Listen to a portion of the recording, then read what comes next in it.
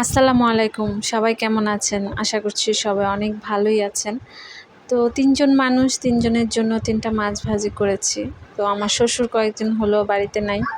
গত বৃহস্পতিবার উনি চিটাগাং গেছে অফিসের কাজেই। আর শাশুড়ি তো আসে যায় আরকি, ওনার কোনো ঠিক নাই। আসলে ১ সপ্তাহ থাকে না। তো আমরা ৪ জনই থাকি। তো আফিফা, আমি, আমার হাসব্যান্ড আর আমার শ্বশুর। তো আজকে আমার শ্বশুরের আসার কথা, কিন্তু শিওর না আসবে কিনা। সেজন্য ৩ জনের জন্য ৩ টা মাছই নামিয়েছে। বেশি তরকারি রান্না করে সেটা আবার বাসি হয়ে গেলে কেউ খায় না। সেজন্য আমি বেশি রান্না করি না। যতটুকু দরকার অতটুকুই করি, লাগলে পরে আবার করি। তো সকালের জন্য এতটুকুই রান্না। উঠতে উঠতেও দেরি হয়ে গেছে। আফিফার পরীক্ষা শেষ হয়েছে পরশুদিন। তো আজকে আবার পরীক্ষা নাই। পরীক্ষার পরে মাত্র ১ দিন বন্ধ দিল। তো আজকে খোলা ছিল। আমি একদিকে রান্না করব নাকি মেয়েকে স্কুলে নিয়ে যাব। এদিকে ওর আব্বুকে বললাম, তুমি একটু নিয়ে যাও ওকে স্কুলে। তার নাকি শরীর ভালো লাগতেছে না, পায়ে ব্যথা। সেজন্য আমি আর জোরাজুরি করি নাই। আমি নিজেই ভাতটা বসায় দিয়ে চলে গেছিলাম স্কুলে ওকে রেডি করে। তারপরে স্কুলে দিয়ে তারপরে এই যে বাসায় এসে মাছটা রান্না করলাম শুধু।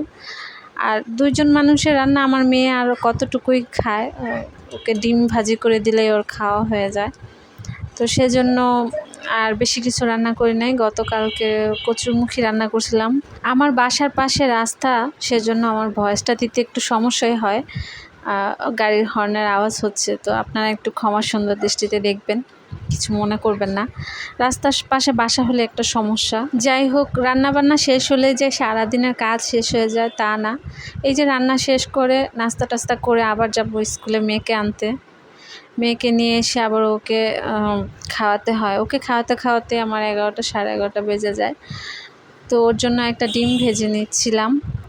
সকালবেলা ডিম সিদ্ধ না হলে একটা ডিম ভাজা ওকে দিতে হয়।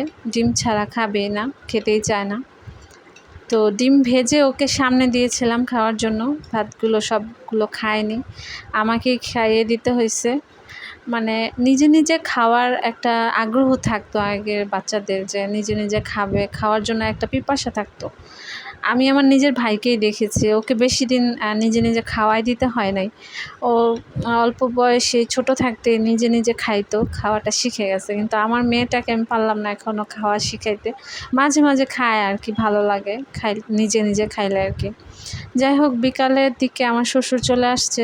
উনি যতবারই চিটাগাং থেকে আসার সময় কুমিল্লা হোটেলের ওইখানে নামলে ওখান থেকে মিষ্টি নিয়ে আসে সব সময়।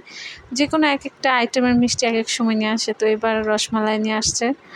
তো বিকালবেলা রসমালাই খেলাম।